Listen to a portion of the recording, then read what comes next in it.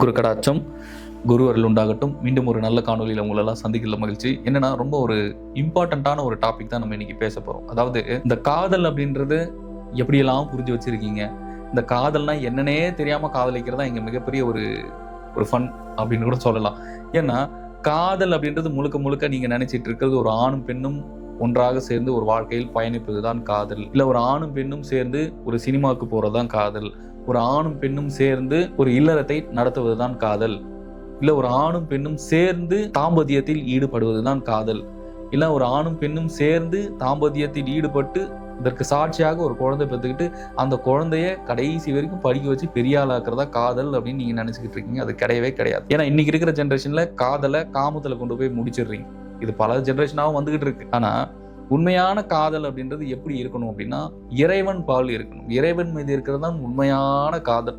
ஏன்னா கடைசி வரைக்கும் யாரு ஒருத்தங்களை விட்டுட்டு போகாம கடைசி இந்த உடலில் இருக்கக்கூடிய உயிர் பிரியும் தருவாயில் கூட ஒருவர் கூட இருக்கிறாங்களோ அதுதான் உண்மையான காதல். அந்த காதல் நீங்க அப்பன் சிவபெருமான் மீதும் குரு பிரம்மானந்த ஸ்ரீ சிவபிரபாகர சித்தயோகி சுவாமிகள் மீதும் நீங்கள் காதலை கொள்ளும் பொழுது, நீங்கள் இந்த உடலில் இருக்கும் வரையில இப்பிரபஞ்சத்தில் நீங்கள் வாழக்கூடிய அனைத்து சூழ்நிலைகளுமே உங்க கூட என்னைக்குமே பிரியாம உங்க கூட பயணம் பண்ணக்கூடிய ஒரு பேராற்றல் அவர்களாகத்தான் இருக்க முடியும். ஆனா இது தெரியாம நிறைய பேர் என்னுடைய கணவர் சரியில்லை, என்னுடைய மனைவி சரியில்லை, இவங்க எரிஞ்செறிஞ்சு விழுறாங்க, என்ன ஃப்ரீடம் இல்லை, என்ன ஃப்ரீயா விட மாட்டாங்க, என்ன இதுவா காதல்? நீங்க எதுக்கு கல்யாணம் பண்ணிக்கிட்டு இருக்கீங்க அப்படின்றத ஒவ்வொருத்தரும் ரியலைஸ் பண்ணணும், உணரணும். உண்மையான கல்யாணம், அதாவது திருமணம் அப்படின்றது எதுக்காக செஞ்சுக்கிறீங்கன்னா, ரெண்டு பேருமே முதல்ல ஆன்மான்னு நீங்க புரிஞ்சுக்கணும். நீங்க ரெண்டு பேருமே மாத்தி மாத்தி மாத்தி உடலா பாத்துக்கிட்டீங்கன்னா இங்க ஒண்ணுமே பண்ண முடியாது. ஆனா மாத்தி மாத்தி நீங்க என்ன பண்றீங்க, இது என்னுடைய உடல், அது அவங்களுடைய உடல் அப்படின்ட்டு ரெண்டு பேருமே மோகம் மூலமாக கனெக்ட் ஆகும் போது எப்படி நீங்க உங்களுடைய வாழ்க்கை நீங்க ரியலைஸ் பண்ண முடியும்? எப்படி நீங்க உங்களுடைய வாழ்க்கையை வாழ முடியும்? ஒவ்வொருத்தருமே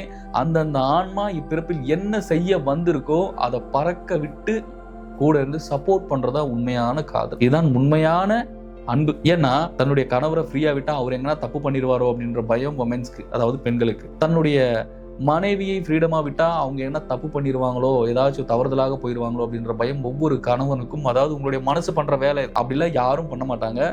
முழுமையா நீங்க நம்பி அவங்க கூட இருந்து சப்போர்ட் பண்ணும்போது அந்த ஆன்மா இங்க எதுக்கு வந்திருக்கோ அதற்கு உண்டான வேலையை அது சிறப்பா செஞ்சுட்டு இங்க இருந்து போகும். ஆனா அப்படி யாருமே விடுறது இல்லையே. முழுக்க முழுக்க பாத்தீங்கன்னா பிடிச்சி வச்சுக்கிட்டு இதை தான் பண்ணணும், நான் சொல்றதா நீ செய்யணும்னு மாத்தி மாத்தி மாத்தி உங்களுடைய வாழ்க்கையை நீங்களே அழிச்சுக்கிறீங்க. வாழ போறது ஒரு வாழ்க்கை அப்படின்னு நீங்க நினைச்சிட்டு இருக்கீங்க. கிடையாது. இந்த உடல்ல இருந்து போனதுக்கு அப்புறம் பல வாழ்க்கைகள் இருக்கு, பல உலகம் இருக்கு, அங்கெல்லாம் போய் வாழணும். அப்ப இங்க இருக்கும்போது இந்த செனாரியோல இந்த சுச்சுவேஷன்ல நீங்க எப்படி வாழணும் அப்படின்றதே தெரியாம வாழ்றதுதான் ரொம்ப ஒரு மிகப்பெரிய ஒரு வருத்தமாக இருக்கு. ஒவ்வொருவரும் சரி தன்னுடைய மோட்ச முக்திக்காகவும் ஒவ்வொருவரும் இறைவனை காதலிக்கணும். இறைவன் கிட்ட ஆணாகிறதாலும் பெண்ணாகிறதாலும் ரெண்டு பேருமே இல்லற வாழ்க்கையில இருக்கீங்க. இல்லற வாழ்க்கையில இருக்கிறத தாண்டி அவ்வாழ்க்கையில் இருந்து கொண்டே இறைவன் பால் ஒவ்வொருவரும் காதலை செலுத்தும் போதும் குருமார்கள் மீதும் காதலை செலுத்தும் போதும் ஒவ்வொருவருடைய வாழ்க்கையும் தேனாகவும் அமிர்தமாகவும் பேரின்பமாகவும் உங்களுடைய ஒவ்வொருவருடைய வாழ்க்கையும் இனிப்பா இருக்கும். மாத்தி மாத்தி நீங்க உங்களுக்குள்ளார அடிச்சுக்கிறது லைஃப் கிடையாது. குழந்தைகளாக இருந்தாலும் சரி, எதுவாக இருந்தாலும் சரி, யாரு கூட இருந்தாலும் சரி, பற்றில்லாத நிலையில இருக்கணும். எல்லா இடத்துலையுமே தாமரை இலையில தண்ணி ஊத்துன மாதிரி இருக்கணும். நீங்க ஒட்டவும் கூடாது, அது கூட சேரவும் கூடாது. அவங்க ஒரு ஆன்மா, நம்ம ஒரு ஆன்மா. அந்த உயிரை நேசிங்க, அந்த உயிருக்குண்டான சுதந்திரத்தை கொடுங்க, அந்த உயிருக்குண்டான முழு சுதந்திரத்தை கொடுங்க. அது பிரபஞ்சத்துல போகணும். பிரபஞ்சத்துல போய் அது என்ன செய்யணும்னு நினைக்கிறதோ அது அந்த பிரபஞ்சத்துக்கு கொடுத்துட்டு போகணும். அந்த மாதிரி ஒரு வாழ்க்கையை வாழுங்க.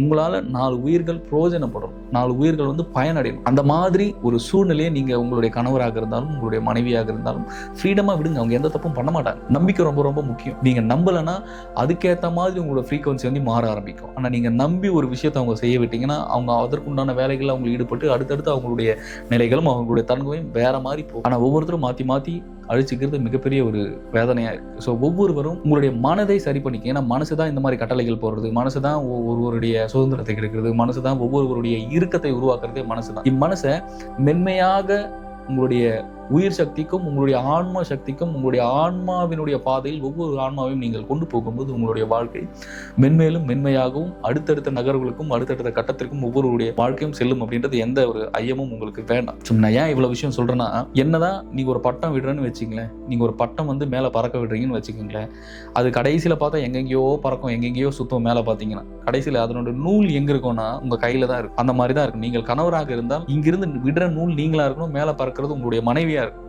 பட்டம். அதே மாதிரி நீங்கள் மனைவியாக இருந்தால் உங்களுடைய கணவர் பட்டமாக மாறிவிட வேண்டும். நீங்கள் உங்கள் கையில் இருக்கக்கூடிய நூலாக இருந்து நீங்கள் செயல்படும் போது அது சுதந்திரமா பறக்கட்டுமே. அது எங்க போனாலும் வீட்டுக்கு வந்து தானே ஆகும். அது எங்க போனாலும் கடைசியில வீட்டில் வந்து அடங்கி தானே ஆகணும். அப்ப நீங்க வாழ்க்கையில் வீட்டில் இருக்கும்போது ஒவ்வொரு ஆண்களுக்கும் நீங்கள் இறுக்கத்தை கொடுக்கும் போதும் ஒவ்வொருவரும் உங்களுடைய மனைவிகளுக்கு இறுக்கத்தை கொடுக்கும்போது அந்த இடத்துல ஒரு இறைத்தன்மை இருக்க மாட்டேங்குது. அந்த இடத்துல ஒரு ஃப்ரீடம் இருக்க மாட்டேங்குது. அதனாலே உங்களுடைய இல்லற வாழ்க்கைன்றது மிக வேகமாக ஒரு சகிப்புத்தன்மைக்குள்ளார போயிருது. அப்படி போகும்போது ஒவ்வொருவருக்கும் டிவோர்ஸ் அப்படின்றதும் ஒவ்வொருவரும் பிரிதல்ல போய் முடியுங்க. அது கிடையாது வாழ்க்கை அப்படின்னு. ஒவ்வொருவரும் அனுபவப்பட்டு ஒவ்வொருவரும் இன்பமாகவும் ஒவ்வொருவரும் அரவணைப்புடனும் ஒவ்வொருவரும் ஞானத்துடனும் ஒவ்வொரு விஷயத்தையும் நீங்கள் அணுகும் பொழுதும் ஒவ்வொருவரும் ஞானபூர்வமாக ஒவ்வொரு அடியை எடுத்து வைக்கும் போது இறைவனும் சரி ஒட்டுமொத்த பிரபஞ்சமும் உங்களுக்கு உறுதுணையாக இருந்து உங்களுடைய வாழ்க்கையில் ஒரு அரணாக இருந்து பிரபஞ்சம் உங்களை காக்கும். இதுதான் நிதர்சனமான உண்மை.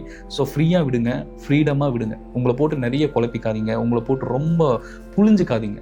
ஒவ்வொரு ஆன்மாவையும் நீங்க சுதந்திரமாக இருக்க விடுங்க. அது சுதந்திரமா இருக்கதான் இங்க பிறப்பெடுத்து வந்திருக்கு, அழகான ஒரு வாழ்க்கையை வாழ்றதுக்கு. நான் யாருமே உங்களுடைய வாழ்க்கையை நீங்க அழகாக மாத்திக்கிறதுக்கு உங்களுடைய சூழ்நிலைக்கும் உங்களுடைய கர்மாவும் விடுறது கிடையாது. யோக பயிற்சிகளை மேற்கொள்ளுங்க.